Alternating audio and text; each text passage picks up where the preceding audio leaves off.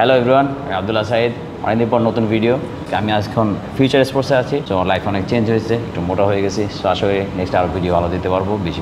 ওকে, আমার সাথে আছে ফাহিম এবং আমি সোনারগাঁও ইউনিভার্সিটিতে সেকেন্ড ইয়ারে রয়েছি এবং আমি ফিউচার স্পোর্টসে আব্দুল্লাহ ভাইয়ের সাথে টেবিল টেনিস খেলা বোঝার ট্রাই করছি। সো আজকে আমরা যেটা ডেমনস্ট্রেট করলাম সেটা হচ্ছে স্ম্যাশ কেন দরকার সবাই জানেন। আপনার অনেক ভালো সার্ভিস আছে, ইউটিলাইজ করার জন্য স্ম্যাশটা আমার সময় লাগে। স্ম্যাশটার অ্যাকুরেসির অভাবে আপনার সবসময় ভালো সার্ভিসটা উঠে যাওয়া বল ঠিকমতো আসলে স্ম্যাশ করতে না পারলে একটু ডিমোরালাইজিং। স্ম্যাশটা আসলে অতটা মানুষ অত বেশি কনসিস্টেন্ট না যতটা আসলে হওয়া দরকার, এবং এটা আসলে টেবিল টেনিসের ব্র্যান্ড ইমেজের জন্য আসলে অত ভালো। তো আমাদের এই ব্যাপারটা ঠিক করার জন্য আমরা আজকে দেখবো কী স্টেপস আমরা নিতে পারি, কী প্রবলেম আমরা দেখি এবং কীভাবে এটা ঠিক করা যায়। লেটস গো।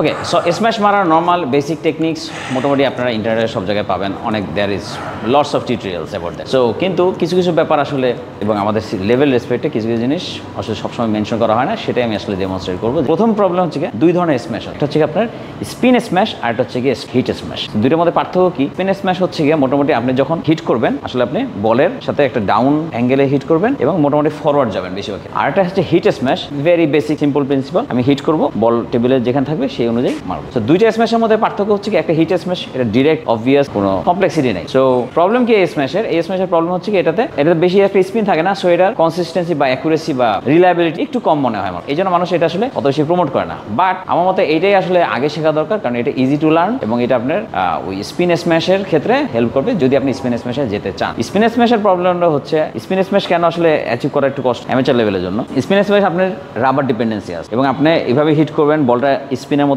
টেবিলে পড়বে। আসলে প্র্যাকটিস করে ওই মাপটা হাতে আনতে হবে। এত বেশি প্র্যাকটিস করাটা আসলে আমাদের জন্য টাফ। সো আমি এখন প্রথমে স্পিন স্ম্যাশের টেকনিকটা দেখাবো, এরপরে আপনার হিট স্ম্যাশের টেকনিকটা দেখাবো। প্রথমে আমরা স্পিন স্ম্যাশটা ডেমনস্ট্রেট করি।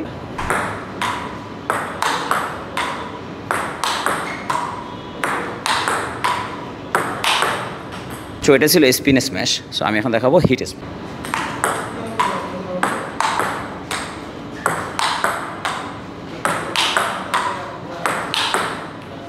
ওকে, দুইটা স্ম্যাশেরই বেসিক প্রিন্সিপাল হচ্ছে আইদার আপনি এভাবে করবেন অথবা ডিরেক্ট হিট করবেন। সো ডিরেক্ট হিট করলে একটু শব্দ বেশি হয়, এভাবে হিট করলে শব্দটা একটু কম হয়। কিন্তু এখন কোন জায়গায় আসলে ল্যাকিংস, যে কারণে আসলে এটা শিখতে এত কষ্ট।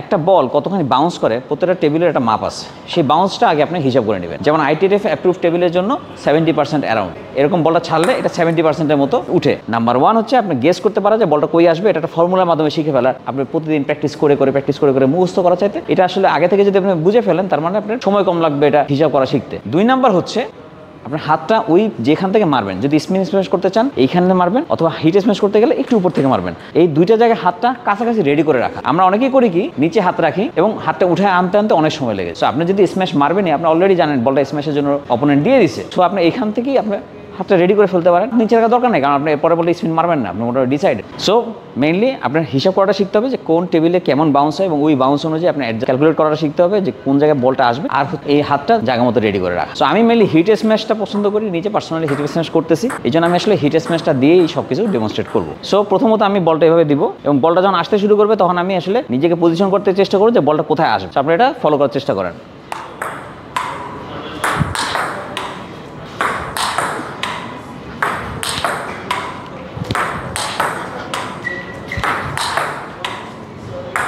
ওকে, এখন দেখাবো প্র্যাকটিসের কিছু বেসিক প্রিন্সিপালস এবং ম্যানার্স। এটা যদি ঠিকমতো মেনটেন না করেন আসলে প্র্যাকটিসটা ঠিকমতো হবে না। সো প্র্যাকটিসে কিছু মেথড আছে, এটা আপনাদের শিখে রাখেন যে এইভাবে প্র্যাকটিসটা শুরু করতে হবে। সো কীভাবে বল আপনি দিবেন।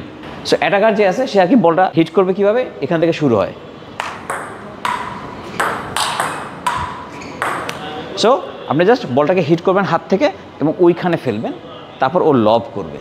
লবার কিভাবে বল দিবে সেটা আপনি দেখে রাখতে হবে, কারণ লবার যদি ঠিকমতো বল না দেয় আপনি গুড মেন্টালিটির মাধ্যমে প্র্যাকটিস শুরু করতে পারবেন না from the first ball.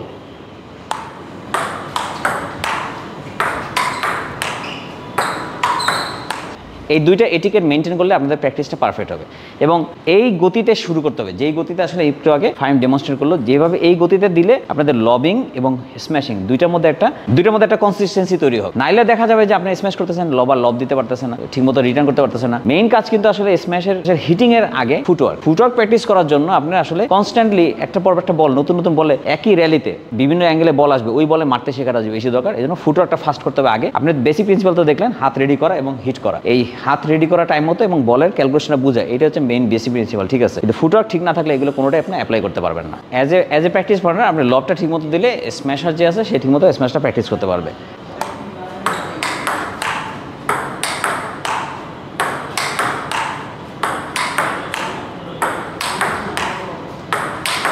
Good.